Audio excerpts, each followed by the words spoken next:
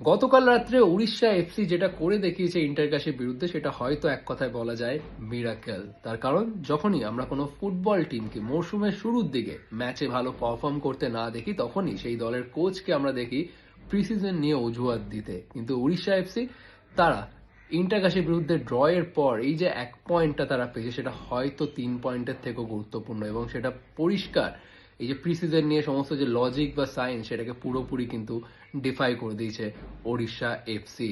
কারণ Odisha FC ISL শুরু হয়ে গেল, কনফার্মেশন ছিল না যে ওড়িশা এফসি আদৌ এবারের আইএসএল এ খেলবে কি খেলবে না। কারণ আইএসএল শুরু হয়ে গেল, তাদের হোম স্টেডিয়াম, তাদের কোন মাঠে তারা ট্রেনিং করবে, তাদের হসপিটালিটি কোনো কিছু কিন্তু কনফার্ম ছিল না এবং সেই কারণে 17ই ফেব্রুয়ারি যেটা তাদের প্রথম শিডিউল অনুযায়ী প্রথম আইএসএল এর ম্যাচটা ছিল পাঞ্জাব এফসির বিরুদ্ধে, সেটাও কিন্তু পোস্টপন করতে বাধ্য হয় এআইএফএফ এবং তারপর তারা গত সপ্তাহে বৃহস্পতিবার তারা তাদের প্রিসিজন শুরু করে। মাত্র 3 থেকে 4 দিন ট্রেনিং করে তারা ইন্টারকাশির বিরুদ্ধে ম্যাচটি খেলতে নামে এবং ওড়িশা এফসি স্কোয়াডটা যদি আপনারা দেখেন মাত্র একজন বিদেশি, কার্লোস ডেলগাডো ছাড়া বাকি সব ইন্ডিয়ান। এবং উল্টো দিকে ইন্টারকাশি তাদের head coach Antonio Lopez Habas, one of the most successful head coach in ISL, এবং তার সাথে সাথে 4 বিদেশি নিয়ে প্রথম একাদশ সাজিয়েছিলেন হাবাস। আমরা সকলে এক্সপেক্ট করেছিলাম যে ইন্টারকাশির জন্য খুব একটা কঠিন হবে না 3 পয়েন্ট ছিনিয়ে নিতে, কিন্তু উড়িষ্যা এফসি তাদের হেড কোচ টিজি পুরুষোত্তম এবং তার ছেলেরা যেটা করে দেখিয়েছে সেটা সত্যিই অনবদ্য।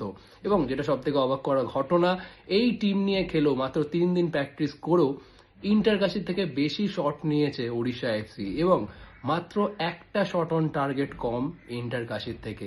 আইজ্যাক প্রায় গোল করেই ফেলেছিল, কিন্তু আনফর্চুনেটলি ইন্টারকাশির যে defender David humans, Spanish defender, তিনি অনবদ্য একটা ব্লক করে বাঁচিয়ে দেন, নাহলে হয়তো স্কোর লাইন 1-0 হলেও হতে পারত। কিন্তু উড়িষ্যা এফসির এই যে পারফরমেন্সটা স্পষ্ট বার্তা দিচ্ছে যে এবারের এই আইএসএলটা কিন্তু খুবই টাইট কম্পিটিশন হবে, কেউ কাউকে কিন্তু ছেড়ে দেবে না, দাঁতে দাঁত চেপে লড়াই করবে, because this time there is relegation in the Indian Super league.